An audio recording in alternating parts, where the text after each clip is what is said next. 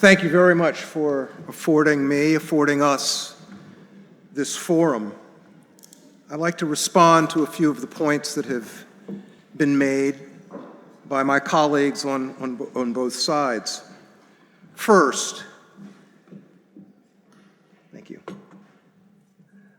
Our world is suffused with oppression and misery and ignorance and bigotry. Suffused.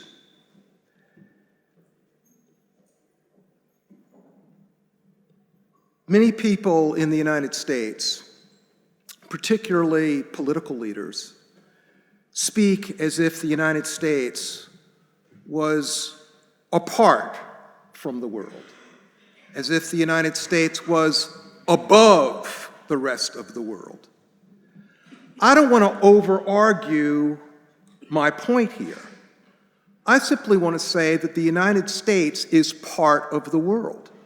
The United States, too, is suffused with bigotry, ignorance, stupidity, and misery. And the United States, this powerful nation state, has done something, more than something. It has appreciably contributed to the world's misery. No, the United States is not to be held responsible for everything. Absolutely not. But it is to be held responsible for an appreciable amount of the misery in the world, partly because of its remarkable power. In the various comments we heard, there were references to American history. I want to talk a little bit about American history. And I'm not going to be antiquarian here. I talk about American history and its relation to the America that exists today. The America that exists today is a huge country. Huge. Takes up a continent. How did it get to be so huge? I mean, the colonies that seceded from Great Britain was a little sliver on the Atlantic. Now, huge. Where did that come from? Now, if one listens to Americans, particularly American politicians, that was just open land. That was a wilderness waiting to be conquered. No, it wasn't. No, it wasn't. The United States of America confronted various nations. In the United States, they're called tribes because of, sort of that, sense of superiority. They were nations. And what happened to those nations? What happened to those nations? Those nations, some of them were eradicated. Some of them were, allowed to go to reservations. The point is that the great landmass of the United States comes from a stupendous act of what is called, nowadays, ethnic cleansing. That's part of my country. And that is not to be overlooked. And by the way, we are living in the afterlife of that. That's not something that happened long ago, and the scars of that are no longer with us. One can go around the United States to various, Indian reservations and see what the character of life is there.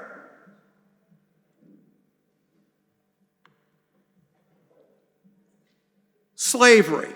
Reference was made to slavery. And again, our topic is, has the American dream become a global nightmare? Well, I ask the question again.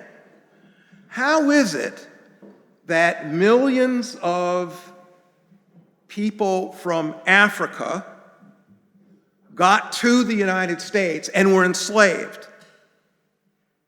and contributed mightily to the fortunes of the United States of America. Well, that happened through an arrangement, the peculiar institution of slavery, ratified by America and its founding fathers and very distinguished statesmen afterwards. Does that have an afterlife? Yes, it has an afterlife. It has an afterlife that continues.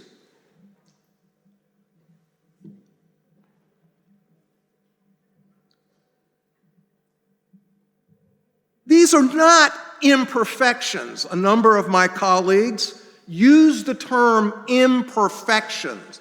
No. This goes a lot deeper than imperfections. And the scars that are left on my country, these are not mere imperfections. These are scars that affect people day by day by day. Reference was made, and I was happy, and I'm actually very surprised to have heard the references to nuclear weapons. Because of this atrocity in Ukraine, for the first time in a long time, actually, I've been thinking about nuclear weapons. And it's horrible that we have to think about nuclear weapons. But we are in the shadow of nuclear weapons. And as a number of commentators mentioned, the United States of America is the only country that has used nuclear weapons. Now, we can debate whether that was right or not. We can debate whether that was just or not. We can have a very good argument about that. I will note that when the United States Air and Space Museum a while ago wanted to have an exhibition and a discussion of this, the United States Congress said to the United States Air and Space Museum, either you get rid of your proposed exhibition, or you get rid of us providing you with money to carry on your Air and Space Museum. There was no discussion about that. There was no discussion about that. And that's not the only thing about which, in fact, there was little discussion. Right now, as I speak, one of the most troubling things going on in the United States of America is an extraordinary effort to prevent realism about the history of the United States to be made available to the people of the United States. Already, a number of states have passed laws saying that teachers cannot teach certain divisive topics. This has real consequences, and I feel it already has had real consequences. The United States of America has already suffered tremendously because of a lack of public education. It stands to suffer more because of a lack of public education. And the crystallization of that, and the crystallization of the great threat that American politics poses to the world, can be encapsulated in a name. Former President of the United States, Donald Trump. Donald Trump could become President of the United States again. That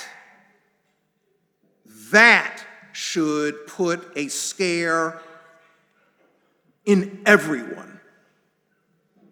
And what we have been talking about, That is to say, these various pathologies in American life, unless we know about them, unless we are realistic about them, unless we face them, and unless we try to straighten them out, these pathologies will continue to menace us in the United States of America and therefore menace the world.